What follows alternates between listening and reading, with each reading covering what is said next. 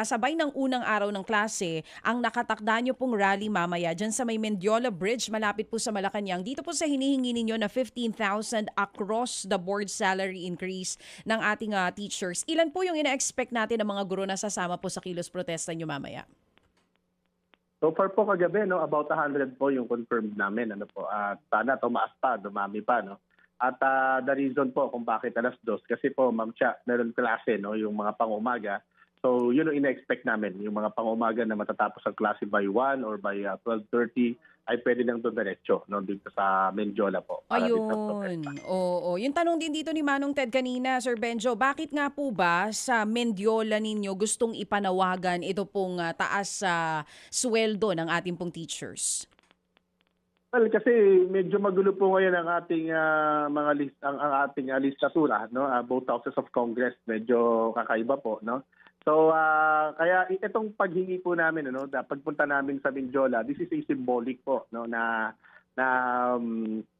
pagkatok, no, sa ating mismong presidente sa ehekutibo, no. Dahil yung presidente po natin ay pwedeng magpatawag ng special session, ano po, ngayong naka-recess ang ating kongreso, no, para ma-resolve din once and for all yung mga problema natin, no, sa Senado, no. And of course, para kumbaga influensyahan, hindi naman natin pwedeng sabihin na utusan, no, dahil sila naman po ay magkaiba, no, para magkaroon, pero influential ang presidente po, no, dito sa listatura, na para po naman itong panawagan para sa aumento sa sweldo na nakabinbin po, no, in both houses of Congress ay mabigyan naman po, no, ng atensyon. At sa tingin namin yung Pangulo po ay napaka-instrumental para po dito sa aming mga isinusulong at pinaglalaban. Oo, so dalawa pala panawagan nyo talaga dito. Una, na yung pong para sa sweldo ng teachers natin. Pangalawa, special Senate session dahil pa rin sa patuloy na gulo sa Senado. Tama po, ano, Sir Benjo?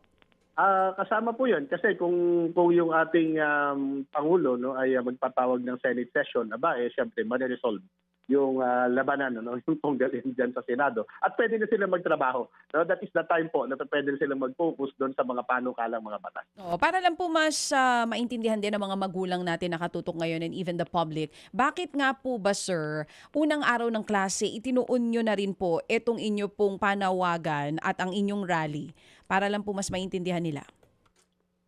Opo, no, kasi ito yung pinaka mabuting panahon para mapansin po yung sektor ng edukasyon, yung magbubukas yung klase. At makikita ho natin yan, ano, meron po tayong mga naglalabas yung Department of Education, ano, ng mga datos.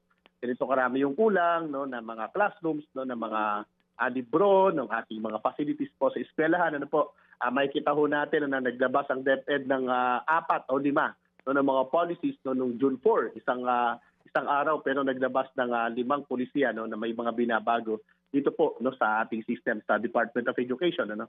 Ibig sabihin, napapansin po yung sektor ng edukasyon, pero hindi napapansin, ano, yung mga nagtatrabaho dito sa sektor ng edukasyon.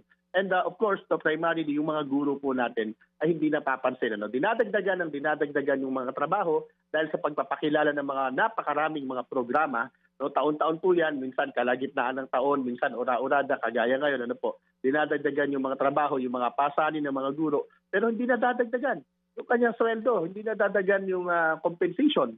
No? So yun po yung iniaangal namin dito, no? Sana ay pareho, no? Pareho sila, no, na binibigyan mo kami ng karagdagang trabaho, pero ang bandang huli kami yung nagdudugtong, no, ng mga pangailangan. Like for example, itong aral, di ba? Meron po itong sariling batas, may sariling pondo, pero in the end, mga teacher pa din pala ang magiging tutors ng walang karagdagang kompensasyon, pero may karagdagang trabaho. Yun po yung aming gustong i-highlight po dito ngayong unang araw ng klase. Sana napapansin natin ang sektor ng edukasyon, pansinin natin yung pinakamahalagang mga tao na nandyan po, no, working behind this education sector.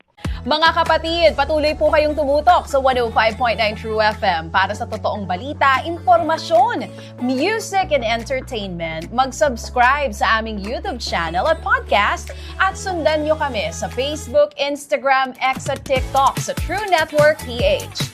Bisitahin din po ang aming official website, truefm.ph. At panoorin din kami sa True TV Signal, Channel 19. Kami po ang 105.9 True FM. Laging true sa'yo, kapatid.